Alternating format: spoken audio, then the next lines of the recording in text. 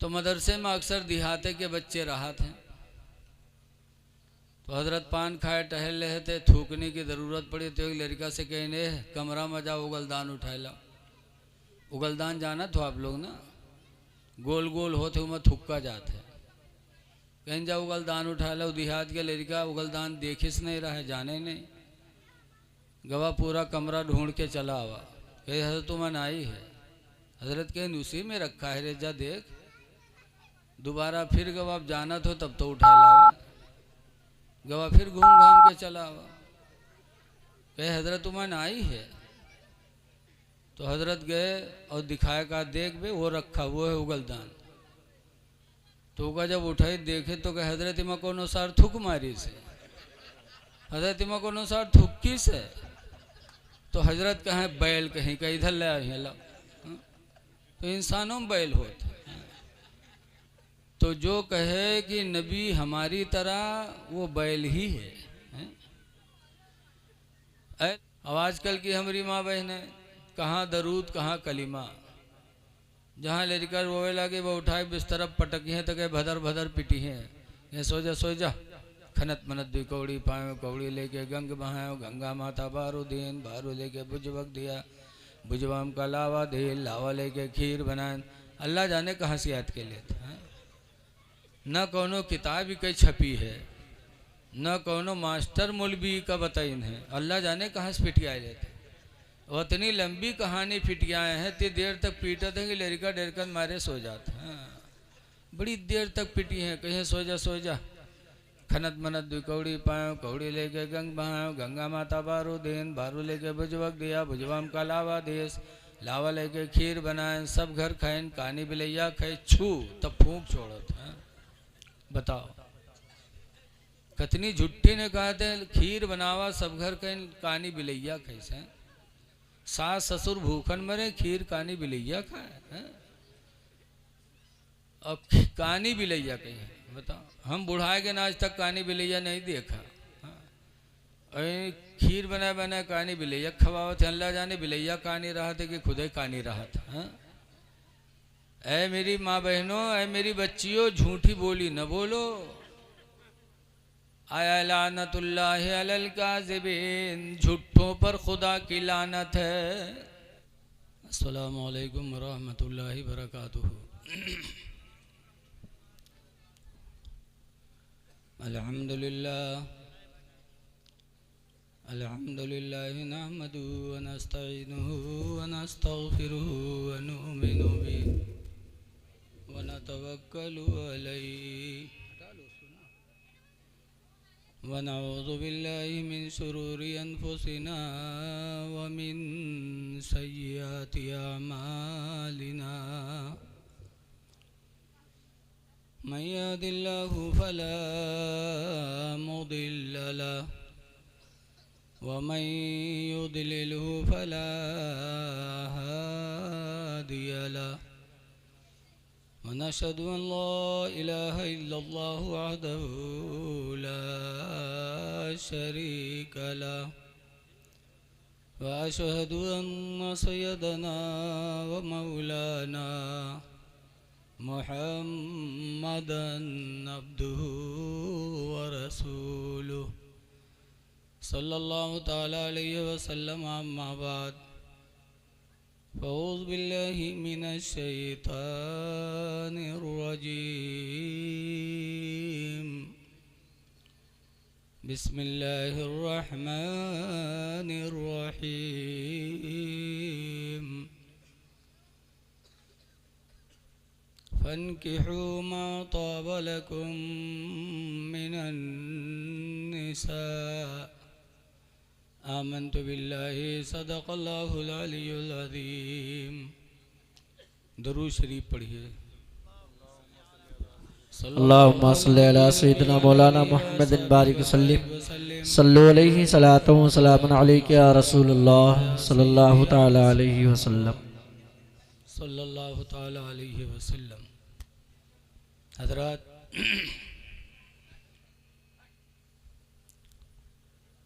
मेरे बाद हमारी जमात के बहुत नामवर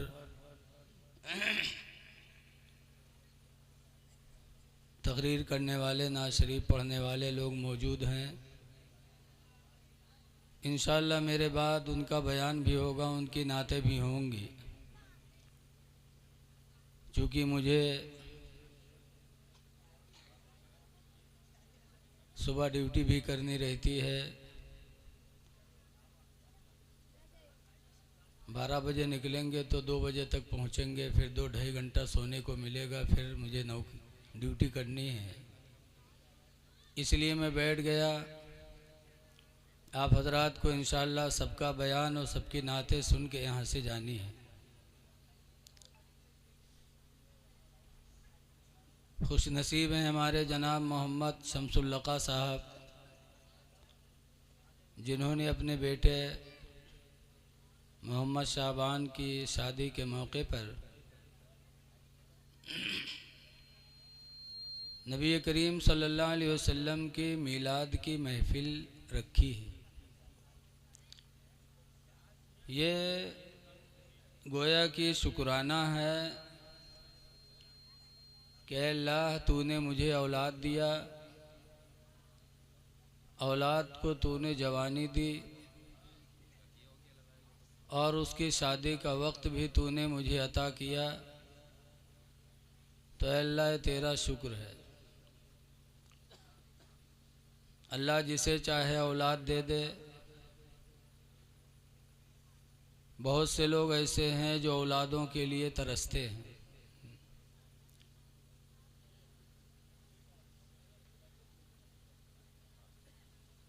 औलाद अल्लाह जिसे चाहे जितना चाहे दे दे। हज़रत अनस रदियल्लाहु अन्हु हुजूर के ग़ुलाम थे। ग़ुलाम मतलब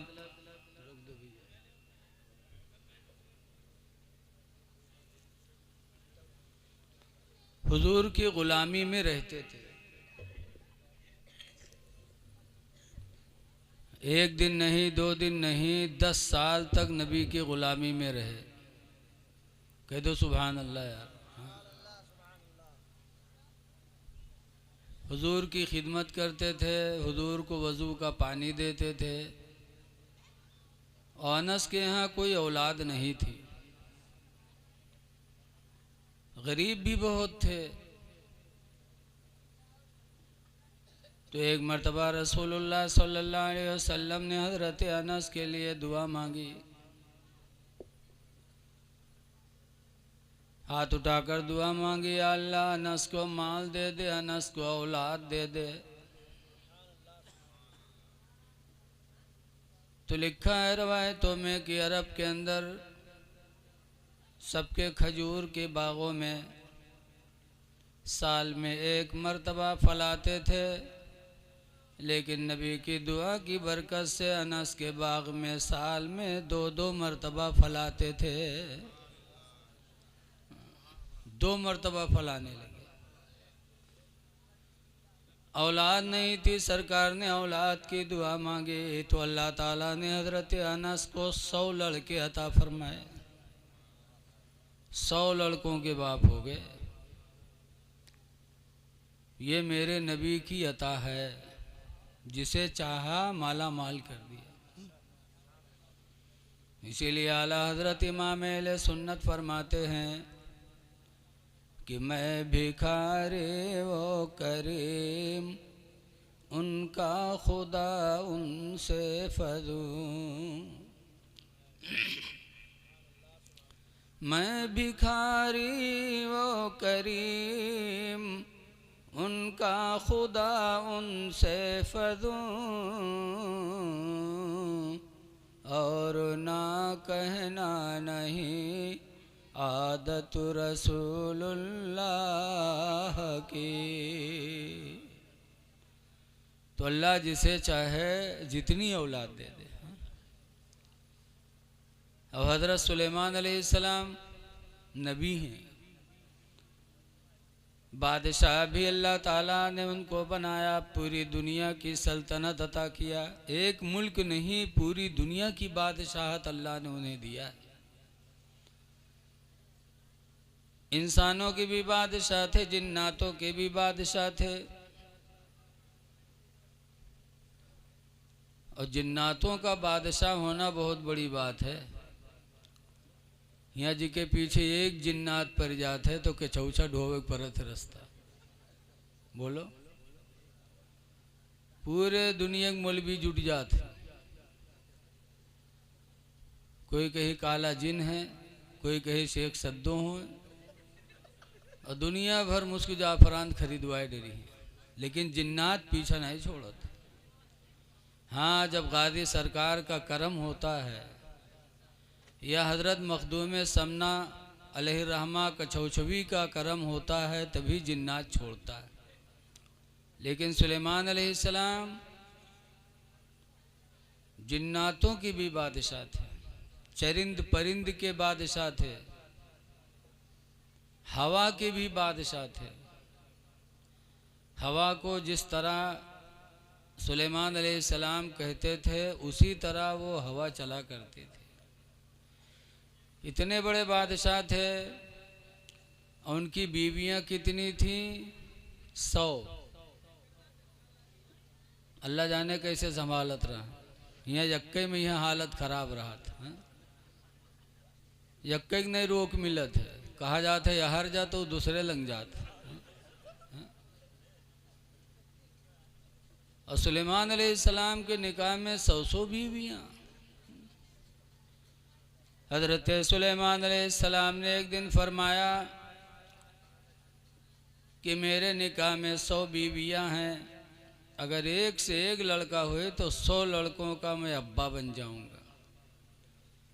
लेकिन इंशाअल्लाह नहीं कहा,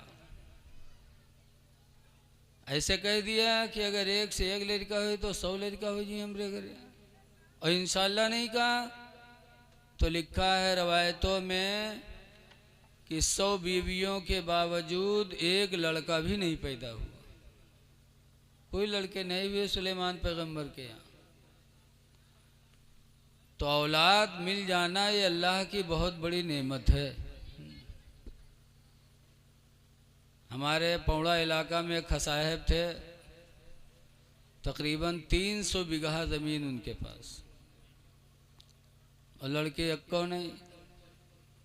तो दोसर मेहर हुआ किन वहू से नहीं, तीसरी से किन वहू से नहीं, चौथी से किन वहू नहीं। वही अफसोस में बेचारे चल बसे। अब वो बूढ़ीहन के को सहारा बना, बताओ। तो अल्लाह न चाहे तो कुछ भी न मिले। तो औलाद मिल जाए तो खुदा का शुक्र अदा करना चाहिए। इंशाअल्लाह नहीं कहा था सुलेमान पैगंबर ने तो एक औलाद नहीं हुई। आज हम और आप कतनों काम करते हैं, यक्को में इंशाअल्लाह ने वो सब बन जाते। वो नबी थे, उनका दर्जा हमसे तुमसे बहुत बुलंद था। तो जो जितने दर्जे वाला होता है उसका इम्तिहान भी वैसे होता है। जाहिलन के कहूँ है इम्तिहान, कहूँ सेंटर देखे हो उनके कौन सेंटर, जहर निकल जाए जहाँ बैठ जाए हुए सेंटर। और जो वकील बनता है, डॉक्टर बनता है, उसको कितना इम्तिहान देना पड़ता है, तो उसके दर्जे बढ़ जाते हैं। और नबी, इस दुनिया में नबियों से बड़ा मर्तबा किसी का है ही नहीं, तो उनका इम्तिहान कितना बड़ा होगा। सिर्फ इंशाअल्लाह नहीं कहा तो कोई बच्चे नहीं हुए। इसीलिए हमको आपको हर काम में इंशाअल्लाह लगा लेनी चाहिए। इंशाअल्लाह का मतलब है अगर अल्लाह चाहेगा। लेकिन आज हम और आप इस चीज़ को भूले बैठे। एक गांव में एक मौलवी साहब पढ़ावत रहे हैं, हुआ एक सेठ जी रहत रहे हैं। सेठ जी घर से निकले, मौलवी साहब से मुलाकात हो गए। मौलवी साहब पूछें, सेठ साहब कहाँ जा रहे हैं? कहा घोड़ा लेने जा रहा हूँ। कहा इंशाअल्लाह लगा लो, इंशाअल्लाह घोड़ा लेने जा रहा हूँ। सेठ जी कहा थे मौलवीन के यही काम तो हमरे समझ में नहीं आवत कि घोड़ा बाजार में बिका थे, रुपया हमरे जेबे में, इंशाअल्लाह की क्या ज़रूरत है। मौलवी साहब ने कहा नहीं सेठ जी लगा लो इंशाअल्लाह। सेठ जी ने कहा चले जाओ मौलवी सामने से तुम। आजकल जिके हुकूमत कहूँ नहीं चलते, मदरसा के मौलवीन पर उके हुकूमत चलत, मस्जिद के इमाम पर नाक पोछे की तमीज नहीं है, और मौलवी पर हुकूमत करेंगे, इमाम पर हुकूमत करेंगे। यही वजह है कि आज मुसलमान नीचे जा रहा है, अपने इमाम की कद्र करना छोड़ दिया, मुअज्जिन की कद्र करना छोड़ दिया। मौलवी साहब बेचारे गरीब आदमी हट गए सामने से। सेठ जी गए घोड़ा बाजार, घोड़ा पसंद आया, पैसा वैसा तय हुआ, और पैसा देने के लिए जेब में जब सेठ जी ने हाथ डाला तो हाथ नीचे चला गया। देखी नरे कहीं नरे, ये तो जेब कट गया, पैसा निकल गया। तो जहाँ सांस हुए रुक गए सेठ जी के। थोड़ी देर बाद जब कुछ सही हुए तो खाली हाथ घर वापस लौटे तो इत्तेफाक से वही मौलवी फिर मिल गए। मौलवी साहब कहें सलाम वालेकुम सेठ जी, कहें वालेकुम सलाम। कहा सेठ जी घोड़ा लाए? कहाँ मौलवी साहब, इंशाअल्लाह घोड़ा बाजार गया, इंशाअल्लाह घोड़ा भी देखा, इंशाअल्लाह घोड़ा भी पसंद आ गया, इंशाअल्लाह बातचीत भी तय हो गई, इंशाअल्लाह पैसा देने के लिए जेब में हाथ डाला तो इंशाअल्लाह नीचे चला गया। तो मौलवी कहा था अब इंशाअल्लाह के टाइम चला गया, अब बक्का करो इंशाअल्लाह, जब वक्त था तब तुमने कहा नहीं। ऐ लोगों, हर काम को खुदा की मर्जी पर छोड़ो, तकदीर पर भी भरोसा रखो। इंसान को वही चीज़ मिलेगी जो अल्लाह ने तकदीर में लिखी है। बहरकैफ औलाद मिले तो खुदा का शुक्र अदा करना चाहिए। देकर भी अल्लाह बचपन में मौत दे देता है, तो अल्लाह ने जवानी दिया, ये खुदा का बड़ा एहसान है। लेकिन हमारे शमसुल लका साहब कौन हैं या कि सोत हैं वहाँ? बड़े खुशनसीब हैं, वरना आज मेहरवन के ढोलक गमकत, आ जाओ आंगन माल्ला मरे, सोने के थाला में जौना परोस। अल्लाह जाने इतनी झुट्ठी न होते हैं, रात भर झूठ बकत। बताओ, सोने के थाला में जौना परोस कहा था। थाला देखे हुए बिहाय में यहाँ इतना बड़ा आवत है, ऐ सोने के थाला में यहाँ सोने के कील नहीं हाली जुहात है, और सोने के थाला में है जौना परोसत। और जौना का है हम बुढ़ाए के आज तक नहीं जान पावा। बताओ कितनी झुट्टिन है। आज हमारे शमसुल लका भाई ने मिलाद की महफिल करके हमारी माँ बहनों को गुनाह से बचा लिया। ऐ लोगों, नबी की महफिल किया करो, इसलिए कि औलाद का मिलना, दौलत का मिलना, निकाह का मिलना, ये सब कुछ नबी के वसीले से मिला है। नबी न होते तो कुछ भी न होता। हदीस कुदसी अल्लाह कहता, लौला कलमा खलक़तुल अफ़लाक वल अर्दीन, ऐ मेरे महबूब अगर तुम न होते तो मैं आसमान व ज़मीन कुछ भी न बनाता। तो हम सब कहाँ से आ जाते? इसीलिए आला हज़रत इमाम अहले सुन्नत रज़ियल्लाहु ताला अन्हु फरमाते हैं, होते कहाँ खलीलो बिना काबो मिना। कहाँ खलील पैगंबर होते, कहाँ ज़मीन पे काबा बनता, कहाँ मिना का मैदान होता, कुछ भी न होता। होते कहाँ खलीलो बिना काबो मिना, होते कहाँ खलीलो बिना काबो मिना। लौलाक वाले साहिबी सब तेरे घर की है। इसलिए नबी की महफिल चाहे शादी हो चाहे ब्याह हो करना चाहिए। अच्छा देखो, हमारे यहाँ आपके यहाँ शादी होती है तो दूल्हा को इतर लगाया जाता, दुल्हन को खुशबू लगाई जाती। लेकिन मदीने मुनव्वरा में एक लड़की की शादी हुई, दुल्हन बनी तो एक सहाबिया उम्मे सुलैम के पास नबी करीम का पसीना शीशी में मौजूद था। हजरत अनस के यहाँ चमड़े के बिस्तर पे एक दिन सरकार लेटे थे, सिर्फ लुंगी पहने थे, बदन पे कोई कपड़ा नहीं था। पसीना बहा चमड़े के बिस्तर पे तो उम्मे सुलैम ने ऐसे उंगली से पोंछ पोंछ के अपनी शीशी में रख लिया था। जब वो लड़की दुल्हन बनी मदीने मुनव्वरा में तो उम्मे सुलैम ने इतर के बजाय, खुशबू के बजाय नबी करीम का पसीना लगाया। रवायतों में है कि जब नबी का पसीना उस दुल्हन को लगाया गया तो ऐसा महकी कि पूरी जिंदगी महका की। जिंदगी गुजर गई, नबी के पसीने की खुशबू उसके बदन से जुदा नहीं हुई, पूरी जिंदगी महकी। फिर उससे जो औलादें पैदा हुई वो भी महकी, फिर औलाद की औलाद महकी, औलाद की औलाद की औलादें महकी। रवायतों में है कि नबी के पसीने की बरकत से उस दुल्हन के 7 नस्ल तक उसकी औलादें महकती रही, 7 नस्ल तक। ये नबी का पसीना है।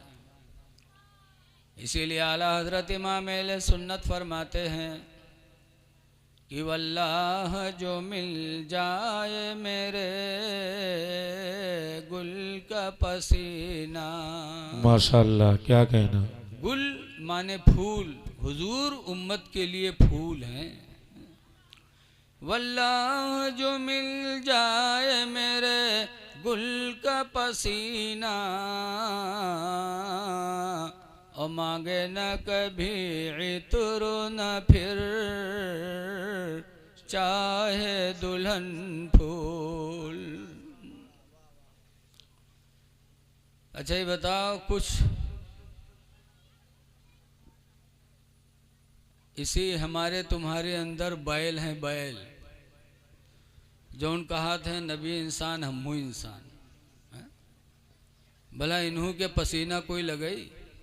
बोलो, जिके लगाए थे जूता मारी।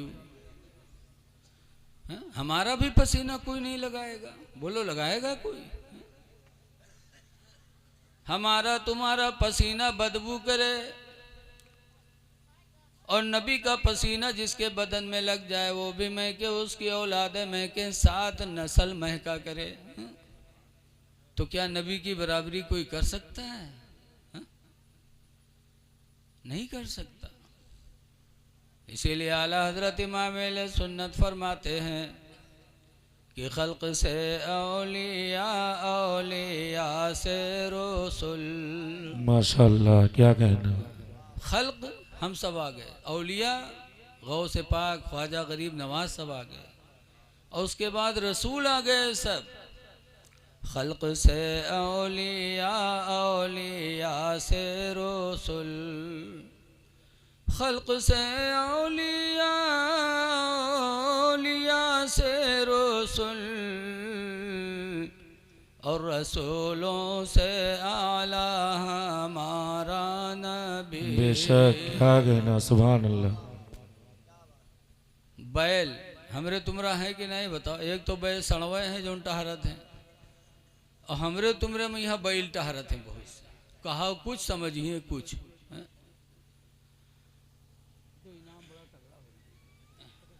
अल्लाह जज़ाए खैर दे। हमारे उधर एक मदरसा है नवाबगंज पिरबितनी दरगाह पे, वहाँ के मदरसे के मोहतमिम मौलाना अली हसन फ़ारूक़ी अलैहिर्रहमा अब तो दुनिया से चले गए, अल्लाह उनकी कब्र पे रहमत की बारिश बरसाए, कह दो आमीन। तो मदरसे में अक्सर देहाते के बच्चे राहत हैं, तो हज़रत पान खाए टहल रहे थे, थूकने की ज़रूरत पड़ी तो एक लड़का से कहने कमरा में जाओ उगलदान उठाए ला। उगलदान जाना तो आप लोग ना, गोल गोल होते उमें थुक्का जाते, कहीं जा उगलदान उठा लो। देहात के लड़का उगलदान देखिस नहीं रहा है, जाने नहीं, गवा पूरा कमरा ढूंढ के चला आवा, कहे हजरत तुमन आई है, हजरत कहीं उसी में रखा है रे, जा देख। दोबारा फिर गवा जाना तो तब तो उठा लावा, गवा फिर घूम घाम के चला आवा, कहे हजरत तुमन आई है। तो हजरत गए और दिखाए का देख बे वो रखा, वो है उगलदान। तो का जब उठाई देखे तो कहे हजरत इमा को अनुसार थुक मारी से, हजरत इमा को अनुसार थुक्की से। तो हजरत कहे बैल कहीं का इधर ले आई ला, तो इंसानों में बैल होते। तो जो कहे कि नबी हमारी तरह वो बैल ही है। ऐ लोगों, जब नबी की बीवियों की तरह कोई नहीं हो सकता तो नबी की तरह कैसे हो सकता। वो अरब की औरतें जो बेवा थी, मुतल्लका थी, रसूलुल्लाह के निकाह में आ गई तो उनका दर्जा इतना बुलंद हो गया, इतना दर्जा बुलंद हो गया कि कुरान करीम में उनके बारे में आयत नाजिल हो गई। अल्लाह फरमाता या निसा अन्नबी,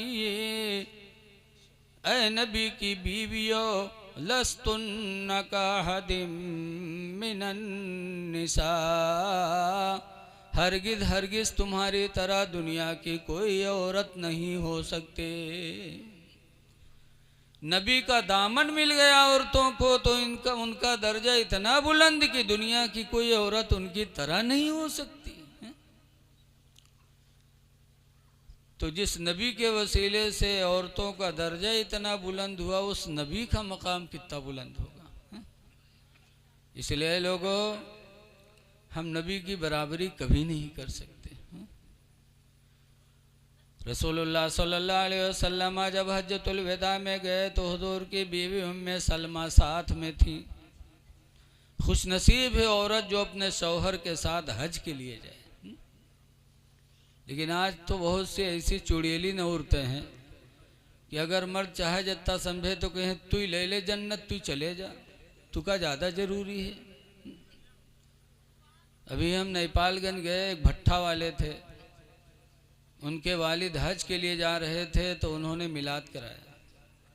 और जी के भट्ठा चलत हो के दौलत के कौन कमी बोलो, भट्ठा कोई गरीब आदमी का थोड़ी होता है। गए तो मुलबी हुआ बहुत रहे, तो 3 बजे हमारा नंबर आवा, तो हम लेटे, ऐसे गर्मी का जमाना, जत्ते मेहमान रहे सब लेट गए। एक बुढ़िया खुदुर खुदुर दौरी घूमे, कहूँ गिलास उठावे, कहूँ प्लेट उठावे, और 3 बजे रात के। तो हमरे उत्थी से एक गिलसवा उठावे, तो हम पूछा कहाँ रहा तो बूढ़ी माँ, तो कहीं मौलाना भैया नहीं जाना था, जो बुढ़ू हज करे जाते उनके बीवी हुई हम। तो मैंने अच्छा तुम हूँ जाता, कहने भी हम नहीं जाए थे, कहीं का है, तो कहा जरे मौलाना भैया चले फिर हम कमज़ोर हन, इतना लंबा सफ़र कहाँ जाए पेवे। तो हम कहें तोबा तोबा, दुनिया की नींद आएगी तुमका नहीं आई नींद है। खुदुर खुदुर दौरी घूमत हो, गाँव घर भर परेशान होकर लेट गया, तुमरे थका नहीं लाग, और खुदा के घर जाने में तुम्हें कमज़ोर लग रही हो। रसूलुल्लाह सल्लल्लाहु अलैहि वसल्लम की बीवी हज़रत आयशा सिद्दीक़ा रज़ियल्लाहु ताला अन्हा एक दिन बारगाह नबी में हाजिर हुई।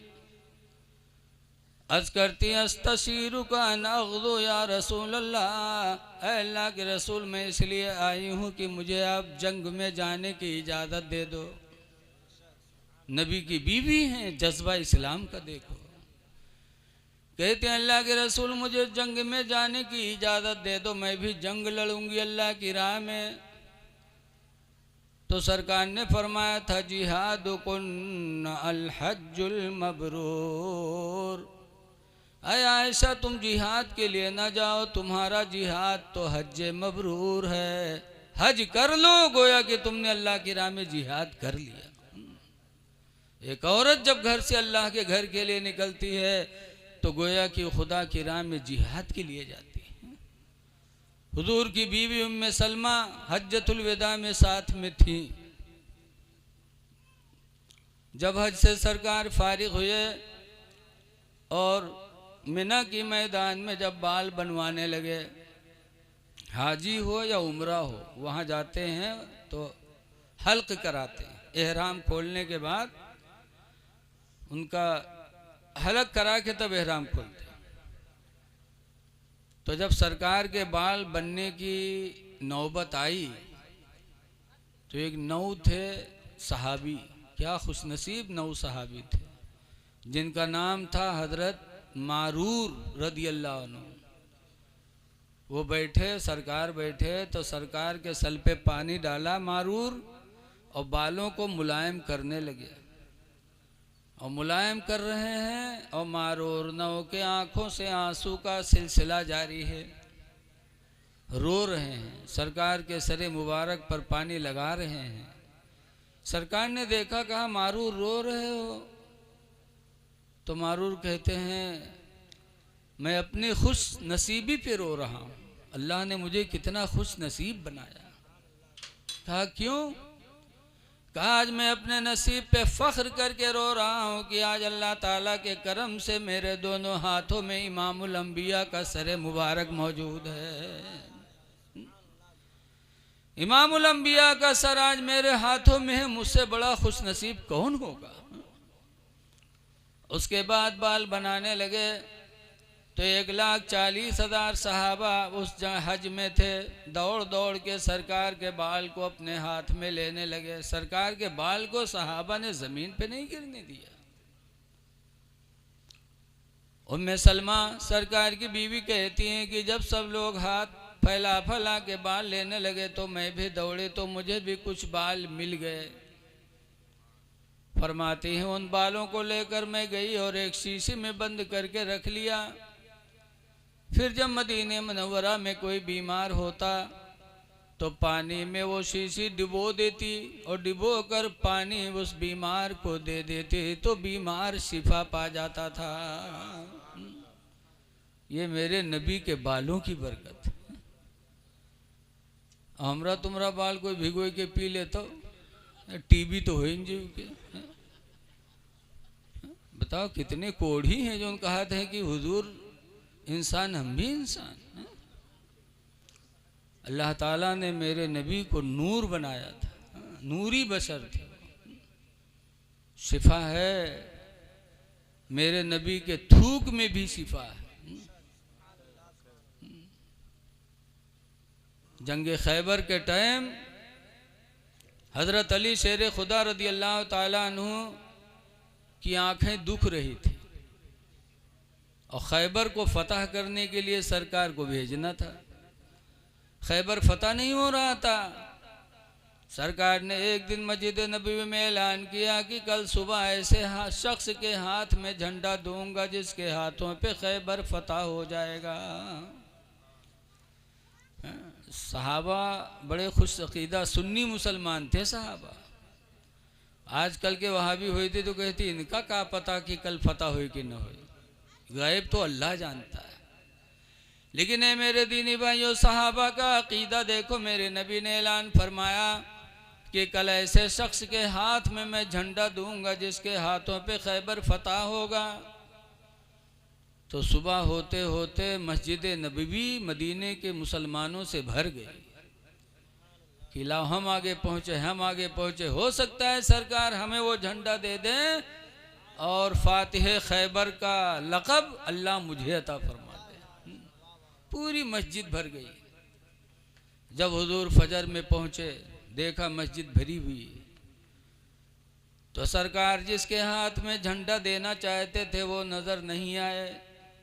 तो फरमाते हैं ऐना अली इब्न अबी तालिब, अबू तालिब के लड़के अली कहाँ?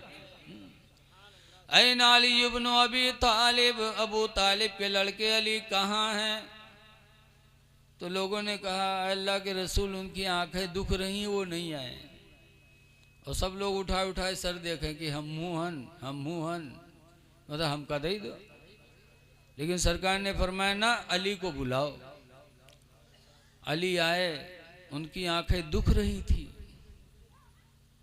हदीस पाक में फबसक़ फ़ी ऐनैहि, तो सरकार ने अपना थूक अपने उंगली में लगाया और लगाने के बाद अली के दोनों आंखों में अपना थूक लगा दिया। हदीस पाक में फबरिया ऐनैहि, तो अली की दोनों आंखें ठीक हो गई और खैबर का झंडा लिया और खैबर को जा कर के हजरत अली शेर खुदा ने आनन फानन फतह कर दिया। तो जब नबी के थूक का ये आलम है तो नबी का आलम क्या होगा, हा? इसलिए खुश अकीदा सुन्नी मुसलमानों हर मौके पर अपने नबी की महफिल किया करो। बहरहाल ये निकाह की महफिल है। कुरान की आयत है, अल्लाह फरमाता फन्किहू मा ताबा लकुम मिनन निसा, अल्लाह फरमाता उस औरत से निकाह करो जो औरत तुम्हें पसंद आए। निकाह उससे करो जो पसंद आए। इसीलिए शरीयत में इजाज़त है। देखो शरीयत में कोई अजनबी शख्स अजनबी लड़की को देख नहीं सकता, लेकिन शरीयत यहाँ इजाज़त देती है कि निकाह करना हो तो निकाह से पहले एक नज़र लड़का लड़की को देख सकता है और लड़की लड़का को देख सकती है। क्यों? अल्लाह कहता उससे निकाह करो जो तुम्हें पसंद है। आवाज अगर कोई लड़का कह दे कि हम देखबे तो कहीं सार गुंडा हो गवा, ये लोफड़ हो गवा, बोलो। अगर बिटिया कहीं कह दे तो बिटिया गिरी निगाह से देखी जाती है। कुरान का हुक्म है उस औरत से निकाह करो जो औरत तुम्हें पसंद आए। मसना 2 से करो, सुलासा 3 से करो, रुबा 4 से कर लो। 4 तक अल्लाह ने इजाज़त दिया।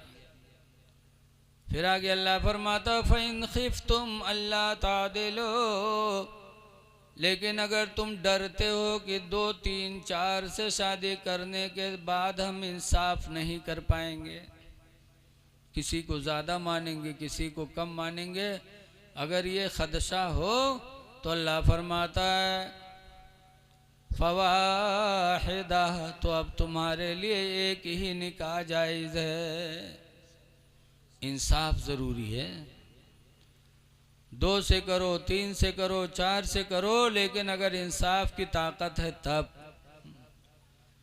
वरना फिर कुरान कहता एक ही औरत से शादी करो। हमारे एक दोस्त हैं, मौलाना है, निकाह किहिन एक का किहिन तक दूसर की कला है। उसके बाद एक दिन मदरसा में आए तो उनके कुर्ता उर्ता सब फाट, अभी मेर हम पे जैसे भैंसा हम पत। हम लोग कहें का हो हजरत का हो, कहें रे न पूछो, नहीं कि अपने लंग खींचत रहे, पुरन की अपने लंग खींचत रहे, भाई हालत सब खराब हो गया, कुर्ता फाट गया। अरे तो क्यों ऐसी नौबत लाते हो?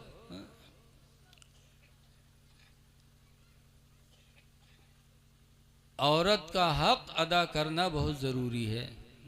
करने में बहादुरी नहीं है, निभाने में बहादुरी है।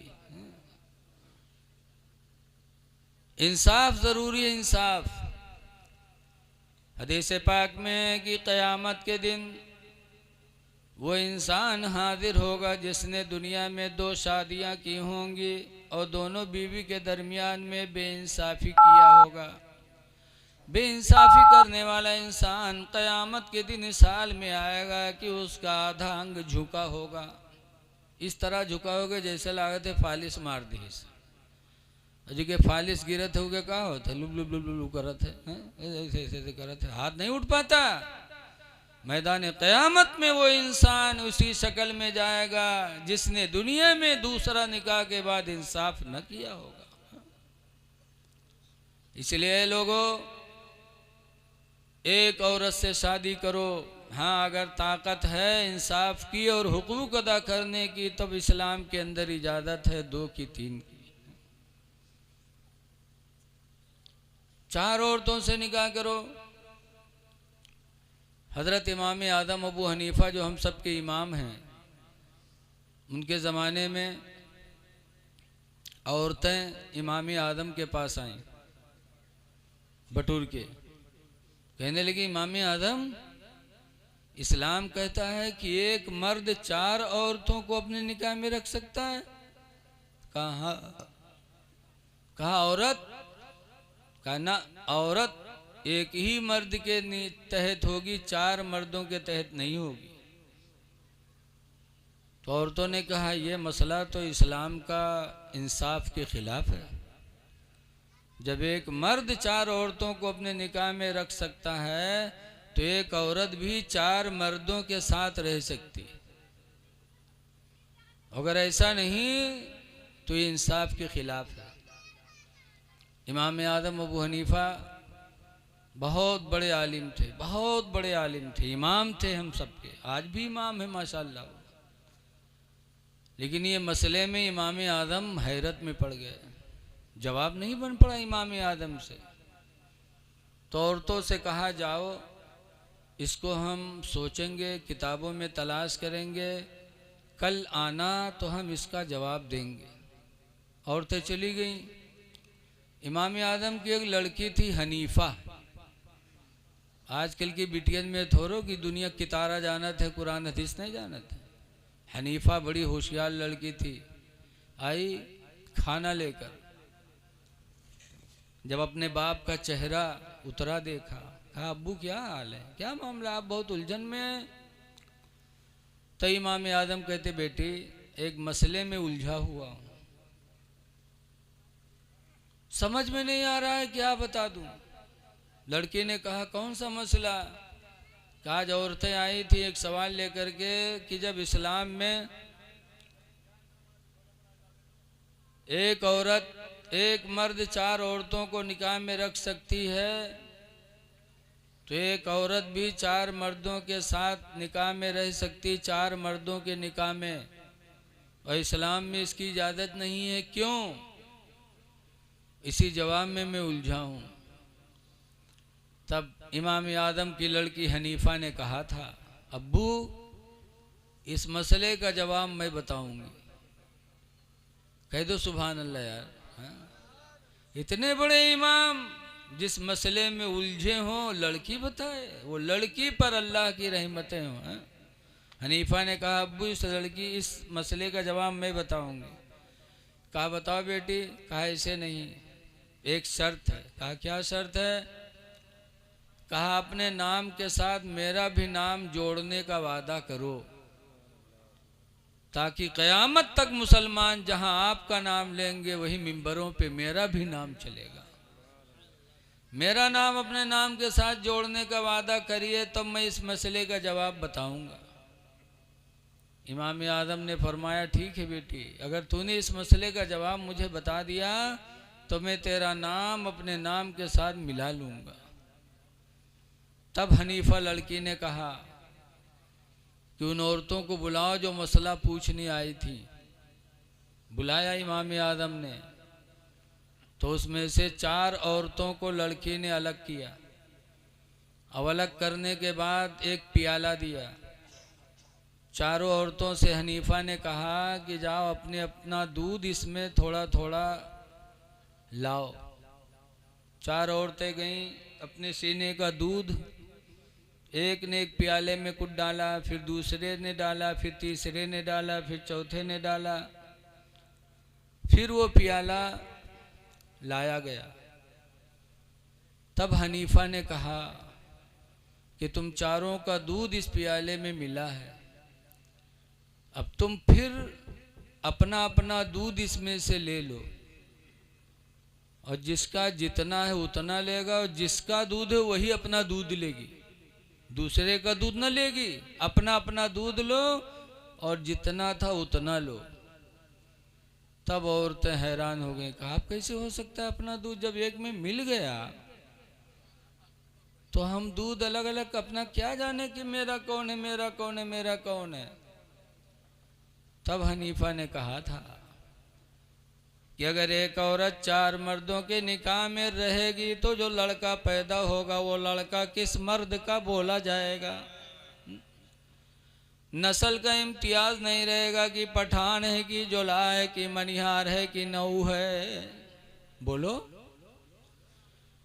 किस मर्द का वो लड़का बोला जाएगा। नस्ल का इम्तियाज नहीं हो पाएगा। इसी नस्ल को बरकरार रखने के लिए, इम्तियाज को पैदा करने के लिए अल्लाह ताला ने एक औरत को 4 निकाह में रहने से मना फरमाया। इमाम आज़म अबू हनीफा का चेहरा खुश हो गया। कहा बेटी तेरा एहसान है मेरे ऊपर। हर लड़की पर बाप का एहसान है, लेकिन बेटी तेरा एहसान तेरे बाप पर। आइए सामने माशाअल्लाह। देखिए हजरत अल्लामा कारी नदीम साहब किबला लखनऊ के, वो भी तशरीफ़ ले आए। हजरत हाफिज़ कारी मोहम्मद इरफान साहब वो भी लखनऊ के। माशाअल्लाह इन लोगों की लखनऊ में बड़ी खिदमतें हैं, बड़ी दीनी खिदमतें हैं। अल्लाह उसका सिला अता फरमाए। और हज़रत कारी अब्दुल तव्वाब साहब माशाअल्लाह ये भी बम्बे में रहते हैं। और हमारे हज़रत मौलाना ताज मोहम्मद साहब जिन्होंने हमको फ़ोन किया, इन्होंने तारीख़ लिखा दी बहुत दिन पहले और 1.5 महीना हुआ। जौनपुर ज़िला है, जौनपुर में आज दारुल उलूम के दस्तारबंदी का जलसा है। लोगों ने मुझे बहुत फ़ोन किया, कोशिश किया, तो हज़रत से मैंने इजाज़त मांगी तो हज़रत ने कहा नहीं जलसा होगा हमारे यहाँ, आपने तारीख़ दी, आपको यहीं आना है। अगर इजाज़त दे दिए होते तो आज हम जौनपुर में बोलते, लेकिन अल्लाह जहाँ आबो दाना लिखता है वहीं जाना पड़ता है। बहरहाल इतने बुज़ुर्ग हमारे स्टेज पर आ गए हैं माशाअल्लाह। अभी आप इनका सुनेंगे। तो इमाम आज़म ने अपनी बेटी हनीफ़ा का नाम अपने नाम के साथ लगा लिया। इसीलिए आज कहीं भी दुनिया में बोला जाता है तो कहा जाता है इमाम आज़म अबू हनीफ़ा। इमाम आज़म हनीफ़ा के अब्बा। अबू हनीफ़ा माने हनीफ़ा के अब्बा। ऐसी ऐसी लड़कियां भी दुनिया में आई हैं। ऐ मेरी बच्चियों, कुरान से लगाव पैदा करो, निकाह करो उस औरत से जो तुम्हें पसंद आए। हदीस पाक में तुनकहुल मरअतु लिअरबाति अशिया कि 4 चीज़ों की वजह से औरतों से निकाह किया जाता। दुनिया का दस्तूर मेरे नबी ने बताया कि दुनिया में लड़की से निकाह होता है 4 चीज़ों को देखा जाता है। नंबर 1 पल्ली मालिहा, माल को देखकर। लड़की मालदार है तो शादी कर लेते कि जहेज ज़्यादा लेके आई।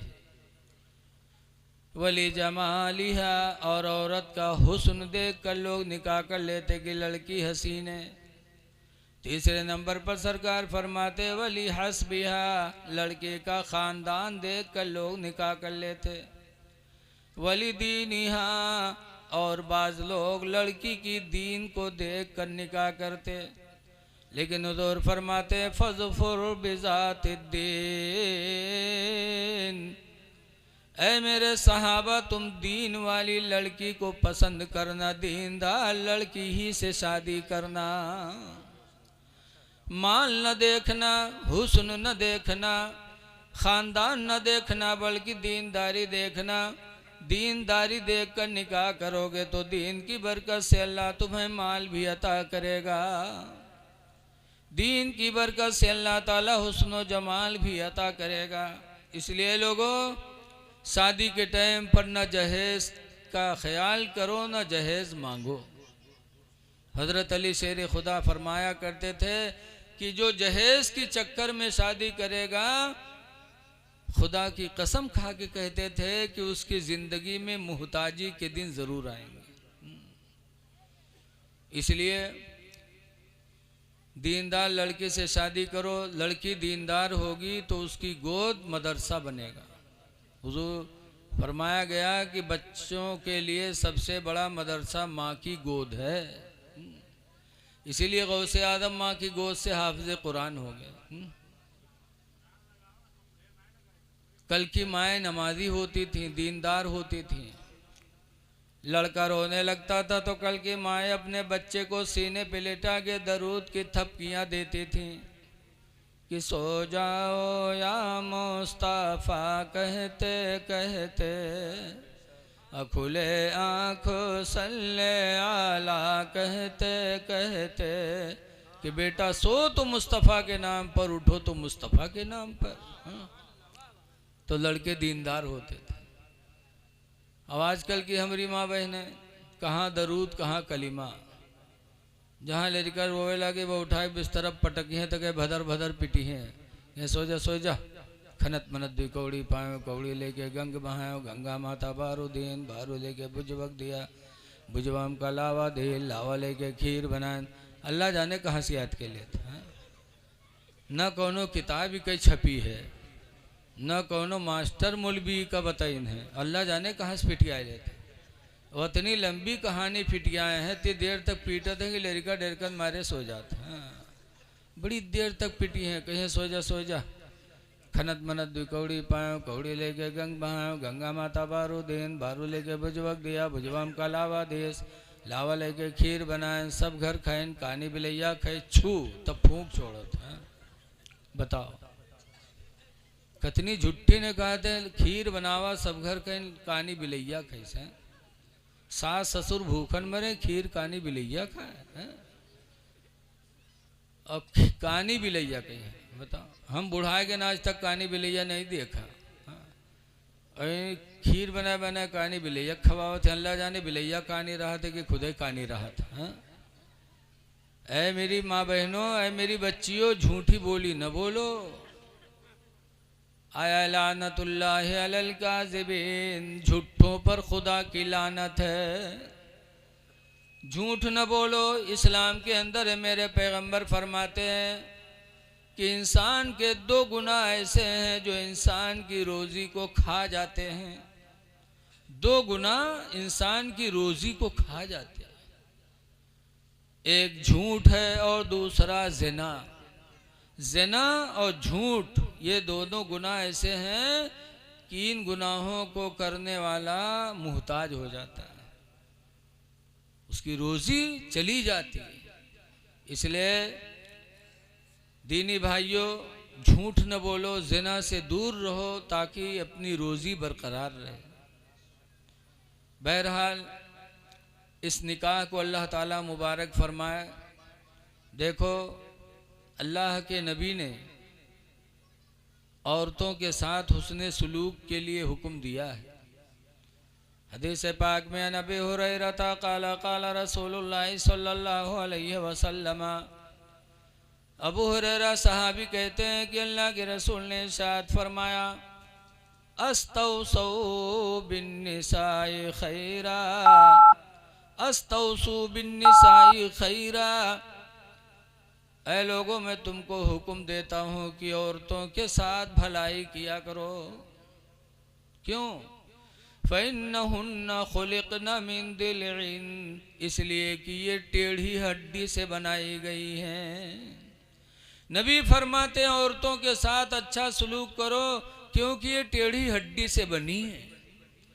टेढ़ी हड्डी को सीधी करोगे तो हड्डी टूट जाएगी, सीधी नहीं होगी। ऐसे इन औरतों को अगर ज़्यादा सीधा करोगे तो ये तलाक तो ले लेंगे लेकिन सीधी नहीं होंगी।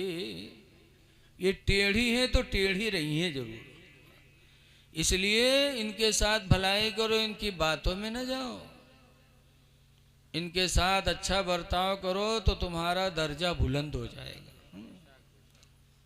एक बुजुर्ग थे हजरत सैयद अबुल हसन खिरकानी, बहुत बड़े पीर थे, खिरकान में रहते थे, सैयद भी थे।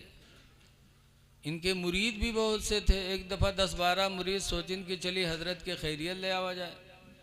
10-12 मुरीद चलते चलते खिरकान पहुँचे और खिरकान में जब पहुँचे, हजरत के दरवाजे पे पहुँचे, हजरत का दरवाज़ा खटखटाया तो हजरत राहे ने, हजरतैन राहे बीबी साहिबा निकली, दरवाज़ा खोली, मुरीद लोग सलाम की, मुरीदों ने पूछा कि हजरत कहाँ है?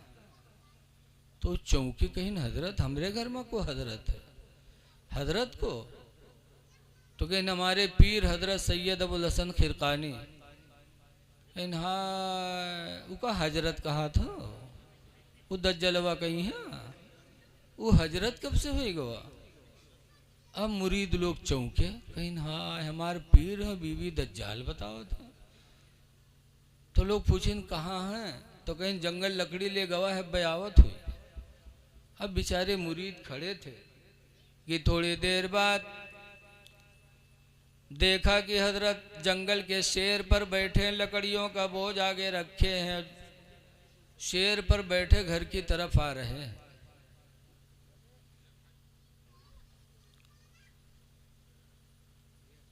जब बीवी ने देखा कि शेर पर बैठे आवत हैं, ब बीवी घर में भाग के हाय वह दुश्मनवा शेर बलाइलावाज। और मुरीद कहाँ चले जाए बेचारे? जब हजरत आए, शेर से नीचे उतरे और लकड़ी का बोझ उतारा। शेर ने हजरत के पैरों को चूमा और चूम कर इजाजत मांगी। हजरत ने इजाजत दे दी, वो शेर जंगल वापस चला गया। जब शेर जंगल वापस चला गया तब मुरीदों को हैरत हुई कि या अल्लाह, हमारे पीर का इतना बड़ा दर्जा कि शेर पैर चूमा। शेर ने अपनी सवारी भी दी और बोली भी बोली, इजाजत दी तो शेर जंगल चला गया। मेरे पीर का इतना बड़ा मर्तबा, और बीवी दज्जाल मक्कार कहती है। तो लोगों ने हजरत से पूछा, मुरीदों ने, कि हजरत आपका मर्तबा इतना ऊंचा कि शेर आपका पैर चूमे, और आपकी बीवी आपको दज्जाल मक्कार बताती है। ले जा भैया ले जा, ज्यादा खुटपुट न करो मैं बीच में।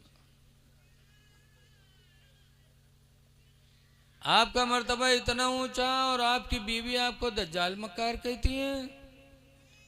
तो हजरत फरमाते हैं, सुनो, ये मर्तबा जो अल्लाह ताला ने मुझे दिया है, ये उसी बीवी की बदतमीजी पर सब्र करने की वजह से। जाहिला है, पढ़ी लिखी नहीं है, मेरे माँ बाप ने शादी कर दिया, एक ज़माना गुजर गया, बच्चे पैदा हुए, तमाम बच्चे हुए, लेकिन आज तक मैंने न बीवी को मारा, न मैंने तलाक का कभी इरादा किया।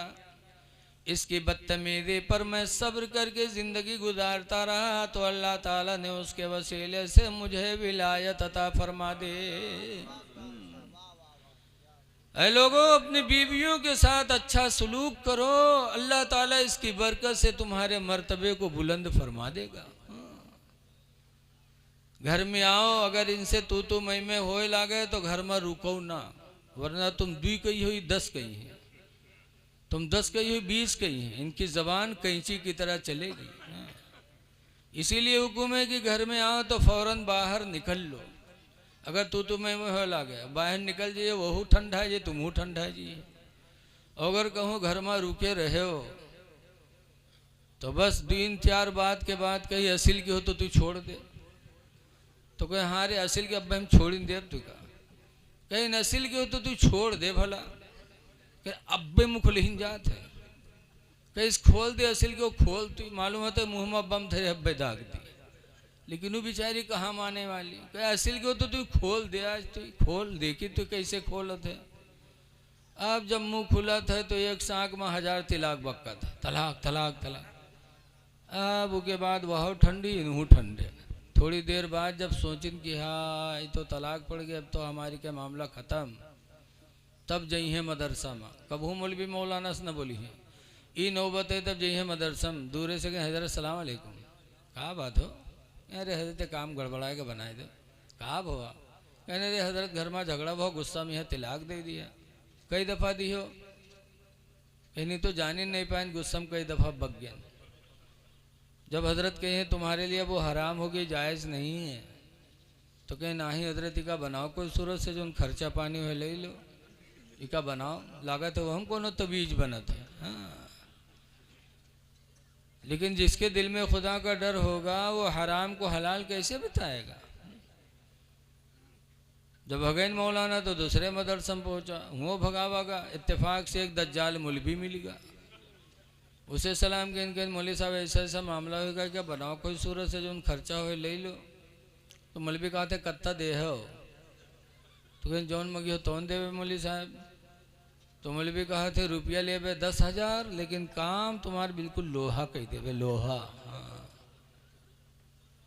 दे दीस निकाल के 10,000 रुपया, मेहरुआ मामला निकाल के दे दी 10,000। जब मौलवी 10,000 पाएगे तो पूछा थे अरे ये बताओ कौन दिन तलाक दिए रहा है तुरे। बड़ी देर सोचे साचे कहे मौलवी साहब इतवार के दिन रहा है।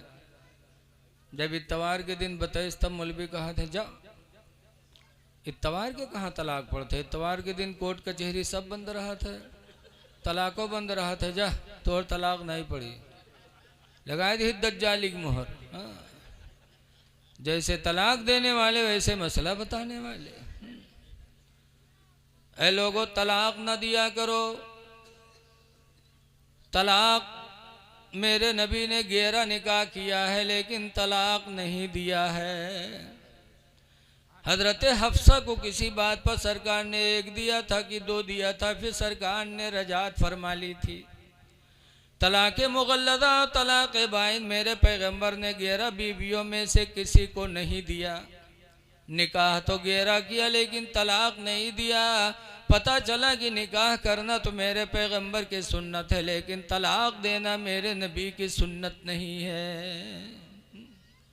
तलाक न दिया करो। नबी करीम सल्लल्लाहु अलैहि वसल्लम के ज़माने में कि तल्लक़ इमरातहु सलासत तलाक़ातिन जमीया, कि एक आदमी ने अपनी बीवी को 3 तलाक दे दिया। सरकार जब सुने तो गुस्से में हदीस में फ़क़ाम ग़ज़बान, तो सरकार गुस्से में खड़े हुए। वक़ाला और फरमाया अयलअबु बिकिताबिल्लाह, क्या वो अल्लाह की किताब से खेल रहा है, क्या कुरान से खेल रहा है वो। 3 तलाक देना कुरान ने मना किया कि 3 तलाक एक साथ न दिया करो, और 3 तलाक दे करके वो कुरान से खेल रहा है। वाना बैना धुरिकुम दरा, लेकिन मैं तुम्हारे बीच में मौजूद हूँ, मेरी मौजूदगी में कुरान से खेल खेला जा रहा है, तो मेरे बाद तुम्हारा क्या हाल होगा। हदीस में फ़क़ाम रजुलन, तो एक साहब खड़े हुए, वक़ाला इज़िल्ली अन अक़्तुलहु, अल्लाह के रसूल मुझे इजाज़त दे दो मैं इसको कत्ल कर दूँ। एक सहाबी खड़े हो गए कि अल्लाह के रसूल इजाज़त दे दो, लियादरी बुना कहो कि इसकी गर्दन में मार दूँ। वो खड़े होने वाले सहाबी कौन थे? वो रसूलुल्लाह के दूसरे खलीफा हज़रत उमर फ़ारूक आज़म थे। पता चला कि हज़रत उमर के नज़दीक अगर कोई 3 तलाक अपनी बीवी को दे दे तो हज़रत उमर का जज्बा था कि उसको मैं कत्ल कर दूं, वो रूए ज़मीन पे जिंदा रहने के लायक नहीं है। इसलिए लोगों निकाह करो लेकिन तलाक न दो, इनकी बातों पे ना हो। ये टेढ़ी हड्डी से बनी है, टेढ़ी रहेंगी। इनके साथ अगर अच्छा सलूक कर लोगे तो इंशाअल्लाह तुम्हारे मर्तबे बुलंद हो जाएंगे, तुम्हारी दुनिया भी सुकून की होगी, आखिरत भी सुकून की होगी। इनके साथ भलाई करो।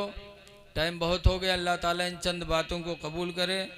लेकिन आज कुछ लोग ऐसे हैं जो मारने में बहादुरी समझते हैं। बीवी का मारो पीटो बस। अगर बीवी आवत है हफ्ता 2 हफ्ता लड़का न मारे तो के महतरिये मोहल्लम घूम घूम का कही चुड़ेलिन, हाय हमार लड़कवा तो मेहरी आए गवा। वो कहे तो हाथ ही नहीं उठत है, अल्लाह जाने कौन घूंटी पिलाए दी से इते आवत। बताओ बुढ़िया मार खवावत है पतोइया कहीं है? मार न खिलाओ। एक आदमी रहा हो कि बीवी है बड़ा लठ मार रहा है तो बीवी का मारे, सुबह शाम मारे। और के अब्बा पठेना है तो ये समझाए के पठेना है कि बेटी शौहर के घर जा रही हो, खुशी के दिन भी मिलेंगे मुसीबत के दिन भी मिलेंगे, लिहाजा बेटी जब अल्लाह खुशी का दिन देगा तो खुदा का शुक्र अदा करना, और मुसीबत का दिन देगा तो बेटी सब्र करना। लेकिन शौहर के घर से ज़िंदगी में तुम्हारे कदम बाहर नहीं होने हैं। बाप ने समझा के भेजा, और दामाद मिल गया जालिम, सुबह मारे शाम मारे। और बीवी बेचारी इतनी नेक, मार खाती रही, सब्र करती रही। महीना 2 महीना में यह की आदत जान गए, उनके मिजाज का परख गए। तो जो उनके मिजाज रहा वही मेरू घर के काम करेला। तो धीरे धीरे मारपीट बंद हुई गई। जब बंद हो गए, हफ्ता गुजरेगा, 2 हफ्ता गुजरेगा, मारपीट हो ही नहीं कि तो चटपटाए काहे मारी का कसके हो। 15 दिन होगा मारे नहीं पाए और कोई गलती पावे नहीं। एक दिन मुहारम ठाड़ सोचे कि एक जुगाड़ है मारे के। कही जे मछली ले घर में रख दी और जब बनाई खाना भले कि आओ खाई ले, तो जब बैठबे तो कहबे कि सब मछली बनाए हैं। अगर कहीं सब बनाए हैं तो ही कह के मरबे कि अरे सब काहे बनाए डारे, आधा रखती आधा बना दी थी, कल का खेबे रे। अगर आधा रख दी आधा बनाए तो ही कह के मरबे कि अरे आधा रख काहे दिए रे, वो मछली सड़ जाएगी न सड़ी रे, नुकसान कहाँ से। पिलान बनाए ली इस मारे, गवा मछली लेके आवा घर में रख दी है। अब बीवी बेचारी खाना बनावे, अयू लाठी ली है मुहारम ठाड़ प्रोग्राम बनावे कि आज तो मरे ही न मारेगा। जब बीवी ने खाना बना के रखा, बुलाया कि आओ खाना खाए लो, तो प्रोग्राम के मुताबिक लाठी लेके आवा कि आज तो मरे ही न मारेगा। जैसे बैठा, बीवी ने खाना दिया। जब ये खाना देखिस तो कहा थे अरे सब मछलियाँ बनाए है रे। तो मूड हलई से तो कहे सारे सब काहे बनाए डारे रे, आधा कल रख दी थी, कल का खेबे रे, उठाई से लाठी। अरे तो कहे भूल गई आधी मछली कल के लिए भी मैंने रख दिया। अब यू सट, अब आगे कुछ के सवाल ही नहीं। तो खाए तो लिहिस थोड़ा बहुत, लेकिन खाना कहाँ जाए, हलक में बना बना प्रोग्राम खत्म हो गया बना बनावा। गर्मी का ज़माना था, बीवी ने आंगन में चारपाई डाला, बिस्तर बिछाया। जब ये लेटा तो सोचिस कि हमारा आदमी रोजी कमाया, थका मांदा होगा, तो गए पैर वैर दबावे लग। वो पैर दबावे और जालिम वही चक्कर में पड़ा कि कसके मारी का। ऐसे आसमान ताकत रहा तो ऊपर एक का हल्की सी लकीर नजर आई। तो रतिया से पूछे थे अरे आसमान पर लकीर कसोए रे। तो रतियो देखिस, तो रतिया कही सु फरिश्तन के सड़क हुए, फरिश्तन के सड़क हुए कहीं हाँ। बहुठाइस लाठी कही सारे तो फरिश्तन के सड़क के नीचे हमारे खटिया बिछाए रे। अगर उनके मोटर फिसली एक्सीडेंट भवा तो हम मरब की बचब रे दुश्मन, बहुठाए के लाठी पीट के बहाई दी मेहरुआ का। हाँ। ऐसे ऐसे जालिम होते हैं। इसीलिए अल्लाह के नबी ने फरमाया था कि लोगों औरतों के साथ भलाई करो, इसलिए कि ये टेढ़ी हड्डी से बनी हैं। जितना सब्र करोगे अल्लाह उतने ही तुम्हारे दर्जात को बुलंद करेगा। माँ बहनों से भी गुजारिश है कि अपने शौहरों की कद्र करो। बस एक हदीस पढ़ के मैं अपने तकरीर ख़त्म कर रहा हूँ।